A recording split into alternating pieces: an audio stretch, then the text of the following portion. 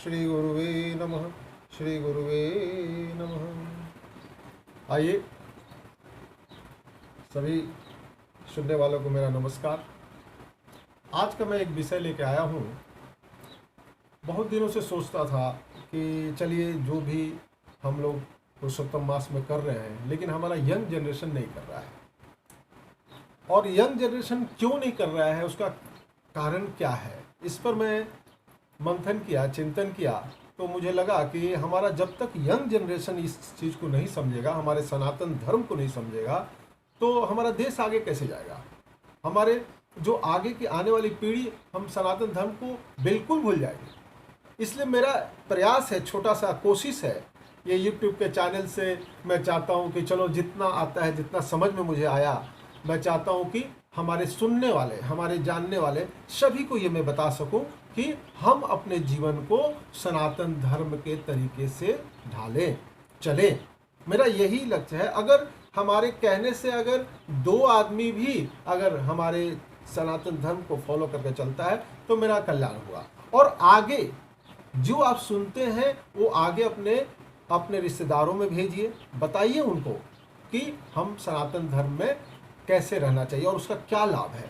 ये हम नहीं कर रहे, हमारे प्रभु कह रहे हैं। हमारे सनातन धर्म में हम हमारे कृष्ण कह रहे हैं। अब जानते हैं कि ये विषय में लाया हूँ कि आज के युग में सनातन धर्म से हमारे युवा क्यों दूर हो रहे हैं, यही मेरा विषय है। और प्रभु क्या कर रहे हैं कि इसमें एक कृष्ण भगवान कहते हैं वो स्वतंत्र आपको किए हैं, आप जैसे भी रह सकते हैं, आपको जीवन दिए हैं, आप कैसे भी रहे, ऐसा कोई प्रॉब्लम नहीं है, आप रहिए आप। लेकिन अपने विवेकानंद जी कहते कि आप आगे बढ़ो, पढ़ो लिखो, खूब विद्वान हो, विदेशों की पढ़ाई पढ़ो, विदेशों में जाओ, लेकिन अपने संस्कृति को मत छोड़ो। और गांधी जी क्या कहते थे कि यदि किसी देश को बर्बाद करना है, किसी परिवार को बर्बाद करना है, तो उसके संस्कृति को हटा दो, उसके संस्कृति को खत्म कर दो, वो देश बर्बाद हो जाएगा, वो घर बर्बाद हो जाएगा। तो सावधान, इससे सचेत रहें कि हम कहीं अपने सिर्फ पैसा कमाने के चक्कर में, ये जो पाश्चात्य जो जीवन है उसको जीने में, कहीं अपने हम सनातन धर्म को तो नहीं छोड़ रहे और हम अपने बच्चे को तो गलत दिशा की ओर तो नहीं ढकेल रहे। ये हमेशा याद रखिए और ये सोच कर ही चलिए कि हम अपने बच्चे को किस तरह सनातन धर्म की तरह लेके आए। ये आप नियत कोशिश करते रहिए। तो आइए हम आज बताते हैं कि प्रभु ने क्या कहा। गीता में उन्होंने कहा कि यम यम वापी संभ्रम भाव यत् जते कल्लवेरम तम तमेवती कौन्ते सदा तद्भावितः। क्या बोल रहे हैं कि हे कुंती पुत्र अर्जुन, मनुष्य अंत काल में जिस जिस भी भाव का स्मरण करता है, जिस जिस भाव का स्मरण करता है, शरीर छोड़ता है, वह उस भाव से सदा भावित होता हुआ उसको ही प्राप्त होता है, अर्थात उस योनि में ही चला जाता। अब देखिए, जिस जिस भाव में, आप समझ लीजिए कि कमल का फूल है, आप कमल का फूल से अगर हवा ऐसे निकलता है तो वो कमल का सुगंध लेके जाएगा। इसी तरह यदि कहीं कचरा पड़ा है, कहीं दुर्गंध पड़ा है और वहां से जब हवा निकलता है तो दुर्गंध लेके जाएगा। इसी तरह आप जब शुरू से सनातन धर्म का विचार लेते हुए, अच्छा विचार लेते हुए अगर अपने जीवन को ढालते हैं तो अंत समय आपका वही याद रहेगा। आप चाहोगे कि पूरे जीवन हम पाप करते रहे, उल्टा सीधा करते रहे, तो अंत समय में वो बात याद नहीं आएगा, क्योंकि वो कचरा ही रहेगा। और उस कचरे को खत्म करने के लिए आपको सनातन धर्म में आना पड़ेगा और वो कमल के फूल का सुगंध आपके पास अंदर रखना पड़ेगा, यानी अच्छी बातों का विचार जो है आपके अंदर रखना पड़ेगा। आप समझ लीजिए, ऊपर से तो सभी दिखाई देते हैं। आजकल हमारे बच्चे किसको फॉलो कर रहे हैं? जो टीवी सीरियल है, जो पिक्चर्स है, वो उसको फॉलो कर रहे हैं। अब वो क्या है, वो ऊपर से तो दिखाई दे रहे हैं। जिस तरह आप कुकर में खाना बनाते हैं, और जब कुकर में खाना बनाते हैं तो आप देखिए, जब उतारते हैं कुकर से तो अंदर जो है कितना गंध रहता है, ऊपर चकाचक साफ रहता है। तो हम अंदर का सफाई जो करना है वो अंदर का सफाई करेंगे, फिर तभी खाना बनाएंगे। इसी तरह आप अंदर से, हमारा सनातन धर्म क्या सिखाता है, आप अंदर से साफ हो, जैसा है वैसा ही आपको दिखाई देना चाहिए। आप अंदर से साफ हो। सनातन धर्म हमारा सिखाता है कि हम अंदर से स्वच्छ और साफ हो, तभी आप सनातन धर्म की ओर बढ़ेंगे। प्रभु कहते हैं कि मैं आपको स्वतंत्र छोड़ा हूं, आप जिस तरह रहना चाहे रहिए। वो आपको एक मनुष्य शरीर दे दिए हैं, कई जन्मों के बाद आपको ये मनुष्य शरीर दिए हैं, और उस मनुष्य शरीर का आप लाभ उठाए। क्योंकि क्यों अपने जीवन को आप खराब कर रहे हैं गलत दिशा की ओर जाके। तो ये पुरुषोत्तम मास में ये जो महीना है, इसमें अगर जितना ही अच्छा कर्म आप करेंगे, दान पुण्य करेंगे, ये क्षय नहीं होता, ये खत्म नहीं होता। ये शास्त्रों में लिखा है कि इस महीना का दान कभी क्षय नहीं होता। अब दान कुछ भी हो सकता है। दान जैसे मैं आपको बोल रहा हूँ, मेरे पास कुछ नहीं है, हम ज्ञान का दान दे रहे हैं, हम अपने भागवत गीता का ज्ञान दे रहे हैं। आप इसी वीडियो को दूसरे जगह भेज के ये आप लाभ प्राप्त कर सकते हैं कि भाई मैं भी ज्ञान दूसरे को दे रहा हूं, मेरे जरिए आप किसी को दूसरे को ज्ञान दे रहे हैं।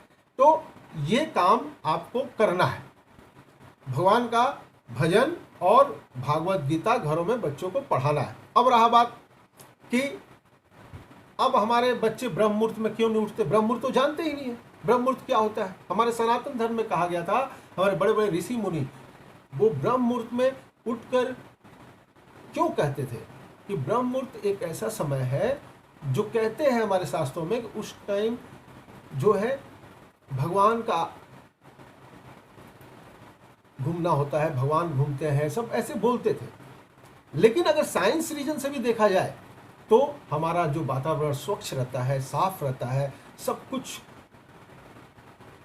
कुछ आपको शांत मिलेगा और सब वातावरण शांत। उस समय अगर उठने से अगर आप प्रभु का ध्यान करते हैं, अपने विचार को शुद्ध करते हैं या पढ़ाई करते हैं, तो आपका जो है वो सही दिशा की ओर जाएगा, आपको भगवान आशीर्वाद देंगे। और अगर आप उसी चीज़ को सूर्य उगने के बाद जब उठते हैं तो आपका विवेक काम नहीं करेगा, क्योंकि संसारिक काम होना शुरू हो जाता है दुनिया में आप देखिएगा 9 बजे के बाद आप उठिएगा तो सभी संसारिक काम अपने अपने काम में लगे। तो जानते हो, तो संसार में जो काम होते हैं उसका वाइब्रेशन आपके शरीर में पड़ता है, और उस वाइब्रेशन को लेकर आप जब कोई चीज़ तैयारी करते हो या चिंतन करते हो या मंथन करते हो तो सांसारिक रूप से सब बातें आती है। स्वार्थ की बातें, बेईमानी की बातें, झूठ की बातें, ये सब आपके मन में आती है। अगर आप वही ब्रह्म मुहूर्त में जब उठते हैं तो उस टाइम क्या होता है, सवेरे सवेरे क्या होता है, मंदिर में पूजा होता है, साधु संत ध्यान करते हैं, बड़े बड़े योगी पूजा पाठ करते हैं, कोई भगवान का नाम लेता है। उसका पूरे संसार का जो वाइब्रेशन है, उसका वाइब्रेशन आपके शरीर में आता है, और वो शरीर में आने के बाद आपका विचार सही होता है, आपका दिशा सही होता है, आप जो सोचते हो वो होता है। वो प्लान जो आप करते हो, आप बिजनेस का प्लान ले लो, आप पढ़ाई का प्लान ले लो, आप गृहस्थ आश्रम में हो तो गृहस्थ को कैसे चलाए उसका प्लान ले लो। आप जो भी प्लान करते हो वो आपको सही दिशा की ओर मिलता है।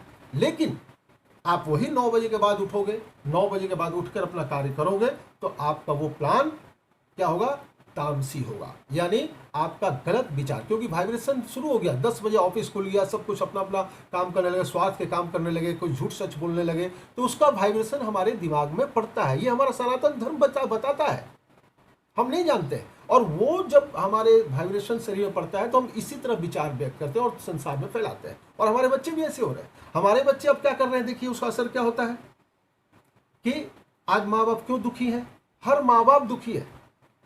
देश अगर नेता से परेशान है तो बाप माँ अपने बेटा से परेशान है। इसका कारण क्या है कि हमारे बच्चे जो है वो सनातन धर्म से दूर है। इसका कारण क्या है, आप देखिए बच्चे 9-10 बजे उठ रहे हैं, नहा धहा के नाश्ता पानी कर रहे हैं, वो 1 बज जा रहा है, तब वो देख रहे हैं 1 बजे मुंह धो रहे हैं। अब जब कुछ काम करना चाहते हैं, क्या कर रहे हैं, तो सब वाइब्रेशन क्या आ रहा है, 1 बजे पढ़ने बैठते हैं, मान लो कॉलेज जाते हैं, कुछ भी करते हैं, तो जितना संसार की वाइब्रेशन है, झूठ सच वगैरह उसके शरीर में पड़ता है और उसी अनुसार वो अपना काम करना लगता है। अब देखिए रात को 2 बजे पढ़ते हैं, रात को 12 बजे से 1 बजे 2 बजे तक पढ़ते हैं, सवेरे नहीं उठते, 2 बजे उठते हैं, 2 बजे रात तक क्या होता है। अब 12 से 10 के बाद जो पढ़ते हैं बच्चे, और 12-1-2 बजता है, मैं तो रात को पढ़ता हूँ, मुझे रात को पढ़ेगा, ठीक हो, पढ़ाई जरूर होगा, वो काम भी करेगा, लेकिन उसका संसारिक वाइब्रेशन जो है उसके दिमाग में गलत जाएगा। कैसे, संसार में क्या होता है रात को, क्या होता है रात को, आप सब जानते हैं, चोरी डकैती, वेश्यागमन, उल्टा सीधा काम, ये जो भी होता है रात को होता है। और इस रात को जो कार्य होता है उसका संसार में जो आप बोलते हो ना, वो भी संसार में घूमता है। और ये वाइब्रेशन होता है वो आपके शरीर में आता है, बच्चों के शरीर में आता है, और उससे उसका जो विचार हो वो गलत विचार जाता है। और रात रात भर वीडियो देखते हैं, टीवी देखते हैं, क्या देखते हैं, क्यों? वो वाइब्रेशन उसके अंदर आ रहा है, वो सही दिशा की ओर नहीं जा रहा, गलत दिशा की ओर जा रहा है। इसीलिए आज वो स्वार्थी हो रहे हैं, वो स्वार्थ के अनुसार आपको देख रहे हैं, कर रहे हैं, सब कुछ कर रहे हैं, लेकिन स्वार्थ अगर जिस दिन खत्म हो जाएगा वो आपको नहीं देखेंगे। क्यों? क्योंकि आपने उसको सनातन धर्म के बारे में बताया नहीं और आप भी उस अनुसार नहीं रहे। इसलिए आपको आज मैं इस प्रभु के बातों से के माध्यम से मैं आपको बताना चाहता हूं कि आज से ही अपने बच्चों को ब्रह्म मुहूर्त में उठाइए और बच्चे को सुनाइए मेरे वीडियो, मेरे बातों को, इसका फायदा लीजिए और ब्रह्म मुहूर्त में उठा के उन्हें थोड़ा सा भगवान का नाम लाइए। प्रार्थना सबसे जरूरी है हमारे धर्म में। आप प्रार्थना करना, 2 मिनट उसे प्रार्थना कराइए, प्रार्थना करा के बोले बेटा जो तुझे पढ़ना है अभी पढ़ ले। रात को 9-10 बजे 9 बजे तक उन्हें सुला दीजिए और भोर को 5 बजे उनको 8 घंटा नींद पूरा करने दीजिए और 5-6 बजे उठा दीजिए उन्हें। सूर्य उगने के पहले उसे नहला के कोशिश कीजिए। स्कूल जाता है तो आप जल्दी जल्दी सब करते हैं, लेकिन अभी स्कूल बंद है, आप वही बच्चे को वही 5-6 बजे उठा के थोड़ा सा पढ़ाने बैठा दीजिए। देखिए उसका दिमाग है, उसको अच्छी अच्छी बातें सुनाइए, उसको गीता पढ़ाइए। अगर आपका बच्चा इंग्लिश में 2 वर्ड पढ़ लेता है या कोई बात कर लेता है तो आप बहुत खुश होते हैं, मेरा बेटा तो इंग्लिश बोल रहा है, हमारा बेटा तो इंग्लिश में पढ़ने जानता है। अरे भाई, कभी अपने संस्कृति का, अपने रामायण का, अपने भागवत गीता को, प्रभु की बातों को सुना दीजिए। और कभी वो जब श्लोक बोलेगा संस्कृत में तब देखिए कितना उसका आपको खुशी मिलेगी। कभी अपने संस्कृति को लेकर अगर आपका पैर छुएगा और आपको प्रणाम करेगा तब आपको कैसे खुशी मिलेगी। आपका आदर करेगा, आपके बात को मानेगा तब कैसे आपको खुशी मिलेगी, ये देखिए। और नहीं तो यही होगा कि जब बुढ़ापा आएगी तो वो उसका जो स्वार्थ वाला दुनिया का पढ़ाई किया है, डॉक्टर बना, इंजीनियर बना, बहुत बड़ा बन गया, लेकिन धर्म अपने साथ में नहीं लिया, इसलिए वो स्वार्थी काम करेगा। अगर डॉक्टर बनेगा तो पैसे के लिए बनेगा, किडनी बिक्री कर देगा और अपना फायदा के लिए कुछ भी कर देगा वो।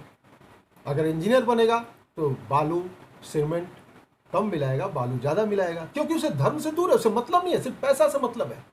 क्योंकि उसी समय वो पढ़ाई किया है, विद्वान तो हो गया, पढ़ाई में बढ़ गया, लेकिन वो धर्म को लेकर नहीं चला, इसीलिए वो बड़े बड़े बिल्डिंगें गिर जाती है, क्योंकि वो चोरी करते हैं, वो सनातन धर्म से दूर है। तो सावधान, हमारा सनातन धर्म को लेकर चलिए, सनातन धर्म बच्चों को बताइए, भागवत गीता से अवगत कराइए और रामायण से पढ़े। रामायण हमारा चरित्र सिखाता है, पुरुषोत्तम राम, ये पुरुषोत्तम महीना है, पुरुषोत्तम राम, राम के चरित्र को उसे सुनाइए। वो टीवी में देखने की बात अलग है, उसमें भी ठीक है, लेकिन पढ़ने उनको लगता है कि तो चलो कलाकार है, कर रहे हैं, लेकिन उनको आध्यात्मिक तरीका से बताइए कि राम क्या चीज़ है। राम जो कड़कड़ में रमन करता है, और वो लेकर जब आप चलिएगा, पुरुषोत्तम उसके चरित्र को ध्यान करके चलिएगा, तो आपके बच्चे राम की तरह आज भी हो सकते हैं।